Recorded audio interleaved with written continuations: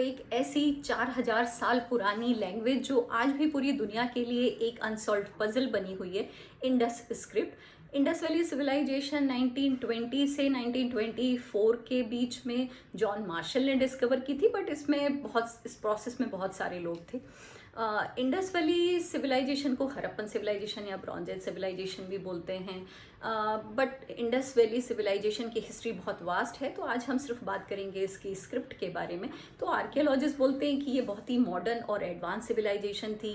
Urbanisation इस civilisation में बहुत अच्छा स्टार्ट हो चुका था, मतलब मल्टी स्टोरी बिल्डिंग और drainage system and bathing etcetera. But इतना सब जानने के बाद भी हम इनके बारे में बहुत कुछ नहीं जानते, क्योंकि हम इनकी लैंग्वेज को नहीं जानते, इनकी स्क्रिप्ट को नहीं जानते। कुछ 400 सिंबल्स और साइंस डिस्कवर हुए हैं, लेकिन कुछ हड़प्पा में, कुछ मोहनजोदाड़ो में। 1920 से कई हिस्टोरिकन्स और आर्कियोलॉजिस्ट ने कई सारे अटेम्प्ट किए इस लैंग्वेज को और इस स्क्रिप्ट को समझने के लिए, बट फिर भी हम इस स्क्रिप्ट को नहीं समझ पाए हैं। तो कुछ चीज़ें लेकिन डिस्कवर की, जिससे पता चलता है कि यार फर्स्ट थिंग कि ये जो लैंग्वेज है ये राइट टू लेफ्ट लिखी जाती है, जैसे अरेबिक। और वो कैसे पता चला कि जब आप इनके लैंग्वेज को देखोगे तो इनकी राइटिंग को, तो ये इनके वर्ड आके जाते जाते लेफ्ट में आते आते क्रैम्ड होते जाते हैं। दूसरी बात, ये बहुत ही छोटे छोटे स्टोन पर लिखी गई, कुछ 4 से 5 कैरेक्टर्स इसमें थे, तो इसलिए इसको अंडरस्टैंड कर पाना थोड़ा डिफ़िकल्ट है।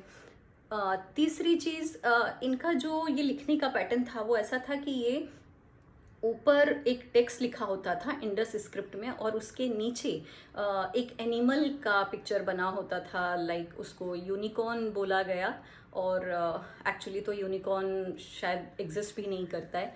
फोर्थ इज, हिस्टोरियंस ने जितने भी साइंस और सिंबल्स थे उनको एक जगह पर कलेक्ट किया। जैसे इंग्लिश में 26 लेटर होते हैं और उससे पूरी लैंग्वेज बनती है, ऐसे ही इसमें 400 से ज़्यादा साइंस और सिंबल्स मिले। तो हिस्टोरियंस को लगा कि ये एक लोगो स्लेबिक सिस्टम है, जिसमें एक ही साइन से पूरे हम होल वर्ड को और उसके साउंड को रिप्रेजेंट करते हैं। जैसे कि चाइनीज़ इसका एक एग्जाम्पल है। इजिप्शियन के साइंस और सिंबल्स को हम समझ सके क्योंकि आर्कियोलॉजिस्ट को एक रॉक मिला जिसको रिसोटा स्टोन कहते हैं, जिस पर एक ही मैसेज 3 अलग अलग लैंग्वेज में लिखा हुआ था, जैसे कि इजिप्शियन, डेमेटिक और ग्रीक।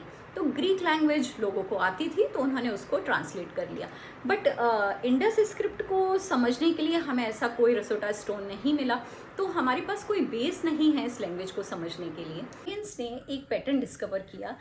जैसे अगर आपको बोला जाए कि इंग्लिश में VZ से कोई वर्ड सोचो तो आपको शायद दिमाग में नहीं आएगा, बट V से आपको पता है विक्ट्री, वल्चर। ऐसे ही इनका एक पैटर्न था कि एक डायमंड शेप साइन है, फिर 2 लाइंस है, फिर एक फिश है, और फिर एंड में एक जार शेप का साइन है।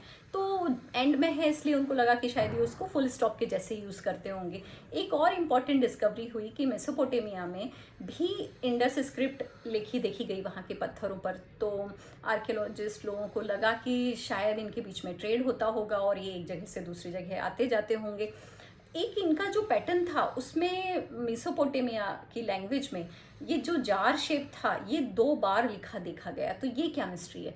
तो उनको लगा कि शायद ये इंडस स्क्रिप्ट को अपनी लैंग्वेज लिखने के लिए यूज़ करते होंगे। जैसे अगर आपको बोला जाए कि हिंदी है वो देवनागरी स्क्रिप्ट है और इंग्लिश लेटिन स्क्रिप्ट है, तो अगर हिंदी को बोले कि लेटिन में लिखने के लिए तो आप सोचोगे कैसे, बट ऐसा नहीं, आप रोज़ लिखते हो कि मैं क्या कर रहा हूँ, तो आप उसको इंग्लिश में लिखोगे ऐसे।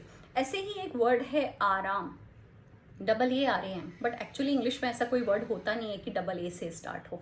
तो शायद ये उस लैंग्वेज को, उसके पैटर्न को इन्होंने चेंज किया अपनी लैंग्वेज लिखने के लिए। ये काफ़ी मिस्ट्री है।